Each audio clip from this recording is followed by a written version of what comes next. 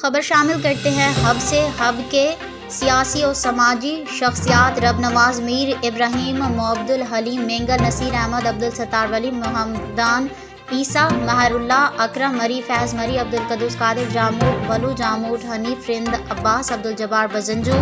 خدا بخش میروانی محمد مینگل اور سردار ثنا عمرانی نے مشترک پریس کانفرنس کرتے ہوئے کہا کہ ہب چوکی میں ہمارے جدی پشتی زمینوں پر کراچی سے آئے ہوئے عبدالرزاق میمن اور اس کے کارندے جبری طور پر قبضہ کرنے کی ناکام کوششیں کر رہے ہیں۔ انہوں نے کہا کہ ہمارے پاس ان اراضی کے قانون دستاویز اور سرکاری خزونے موجود ہیں۔ معزز عدالت نے ہمارے حق میں فیصلہ دیا ہے، لیکن عبدالرزاق میمن اور اس کے کارندے شتر بے مہار کی طرح نہ عدالتی احکامات کو مانتے ہیں اور نہ ہمارے جائز اور قانونی دستاویزات کو ماننے کے لیے تیار ہیں، حالانکہ ہمارے پاس تمام قانونی اور موروثی شواہدات موجود ہیں۔ انہوں نے کہا کہ عبدالرزاق میمن اور اس کے کارندے اس خوش فہمی سے نکلیں کہ ہم اپنی جدی پشتی زمینوں پر ان کو قبضہ کرنے کی اجازت دیں گے۔ انہوں نے کہا کہ ہم کسی بھی صورت اپنی جائیدادوں پر کسی کو زور زبردستی قبضہ جمانے اور اپنے جائز حق پر مسلط ہونے کی اجازت نہیں دیں گے۔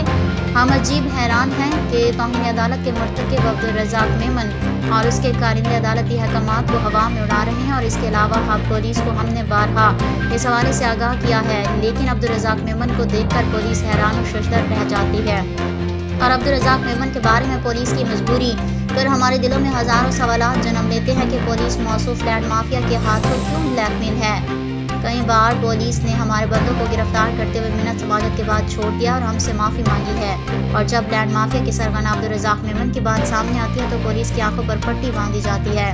اور ہمیں انصاف دلانے کے لیے ہب پولیس کے پاس کوئی منصفانہ قانون نہیں ہے۔ انہوں نے اپنی پریس کانفرنس میں chief justice supreme court of Pakistan, chief justice Balochistan high court, chief secretary Balochistan, governor Balochistan اور وزیر اعلیٰ بلوچستان سے منصفانہ عدالتی احکامات اور فیصلے پر نظر ثانی کرنے اور ہمارے جدی پشتی زمینوں کو ہمارے حوالے کرنے کی استدعا کرتے ہیں۔ رپورٹ حاکم سیل رو۔